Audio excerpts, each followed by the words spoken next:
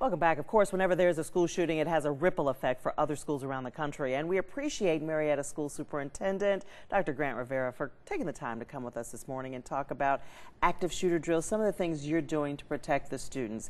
That's a commonplace occurrence in your schools. Yeah, so there's certainly a priority among not only our schools, but all schools throughout the state of Georgia to make sure we have the right safety drills.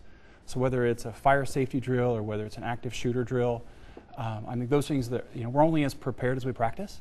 So that's certainly important, I think, for every superintendent, every educator in Georgia. Because we had seen something that they're not required in all Georgia schools. Are they, in fact, required? Yeah, and I think it varies from district to district. So in some situations they're required, in other situations they're optional. I think the reality is this recent school shooting really has brought to the forefront, like, how are we preparing for these situations?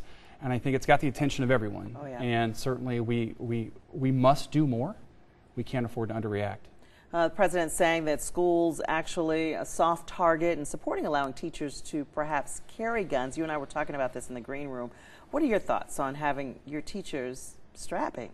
Yeah, I don't see that. I don't want that. I've got our older daughter will be going to kindergarten next year, and I want schools to be about love and learning. And we need to put safety measures around our children, but I don't want my daughter's kindergarten teacher hugging her with a gun on her hip. With that or said, his hip. Are you concerned, are you worried about the state of how we've gotten, how the schools are now? Yeah, the kids are coming to school with guns. Yeah, I think it's important to acknowledge that our kids bring to schools the emotions, the baggage, the things that are reflective in society. And as a school, we have to be proactive in understanding that they're children first and students second. So the way that we talk with children, talk with families, create like an open dialogue, and then also an awareness of when we have to be reactive around safety measures, how we do that. But I think it's a much broader conversation that I think we're all having more today than we may have had 2 weeks ago. Let's take a quick listen. A dad whose son died in the Sandy Hook school shooting.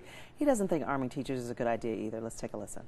A gun-free zone to a killer or somebody that wants to be a killer, that's like going in for the ice cream.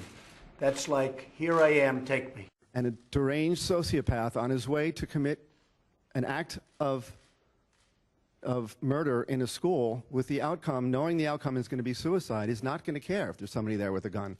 That's their plan anyway. Interesting. Your thoughts on what they had to say there and the president's remarks?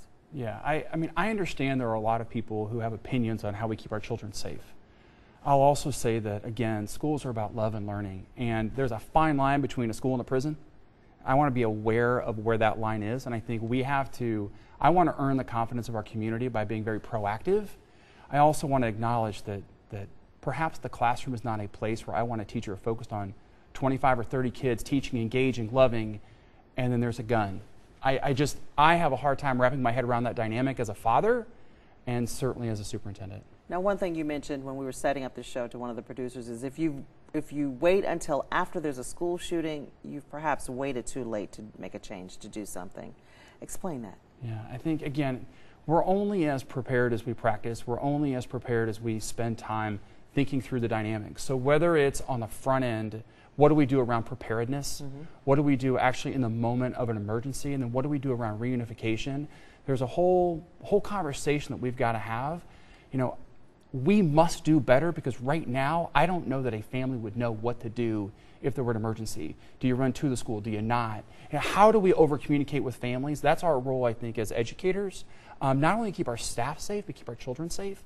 I think that dialogue, we've got to have it more, and it's got to be more detailed. We've got to be prepared. You bring in parents in, very interesting. We just had a situation in Forsyth schools with a student making a threat. Do you have a system set up? I understand you have confidential counseling. What is it called? The Life Center, Student Life Center.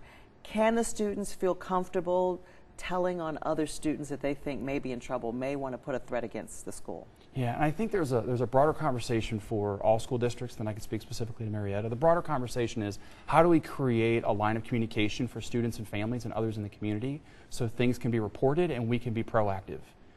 And in many ways overreact to situations for student safety. The other discussion and opportunity that we have in Marietta is really around our Student Life Center, which is where literally we have a separate wing of our building.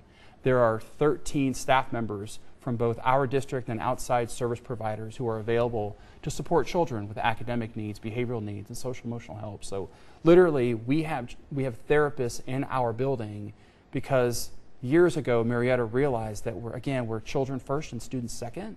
So how do we create that dynamic where students feel safe to come forward and get the help they need, really wrap around services? Dr. Grant Rivera, thank you so much for joining us. Great things being done in Marietta schools. An important topic when we return, how to talk to your children about school shootings and gun violence. A psychologist is going to share her expertise with us, so don't go anywhere. You're watching Public Affairs on Peach.